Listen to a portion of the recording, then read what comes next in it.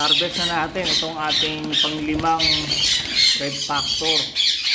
Sama na natin doon sa apat na visual red factor na una natin na harvest. Kunin natin isa-isa. Okay, ito siya. Nilagyan ko ng marker palatandaan. Tingnan natin sa liwanag. Yung ganda, no? Ayan. Mukhang lalaki sa kapa. Sana lalaki ulit. Ayan, sama na natin. Ito ang dahil natin red factor. 5 na. Bali pang 6. Pati yung visual natin na breeder. 5 na. Ito yung mga kapatid niya. Puro green. Normal green. Post pale. Split pale. Yung visual natin kanina, split pale palo yun. Okay. Ito pa yung isang kapatid. Normal split pale.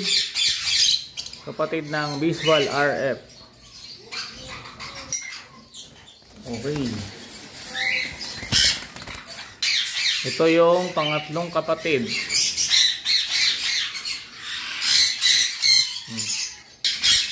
Ayan, mga RF. Linyada ng RF natin. Paparamihin pa natin yan, tapos cross natin sa ibang mutation. Para iba-iba yung lumabas na kulay, yung shade ng color nila. Gawin natin base yung RF. Kung talagang mutation yan, magagawa natin yon. Magiging successful tayo. So abangan natin mga kahapi, kung mutation talaga to, may hybrid natin to sa iba't ibang mutation. Para siya yung maging base mutation na puro red factor. Red factor dan palo, red factor pale palo, red factor dilute na mga opaline. Pwede rin natin sa yellow face yan, sa aqua. Susubukan natin, tingnan natin kung maging successful tayo, no? Ayos mga kahabi, abangan natin to.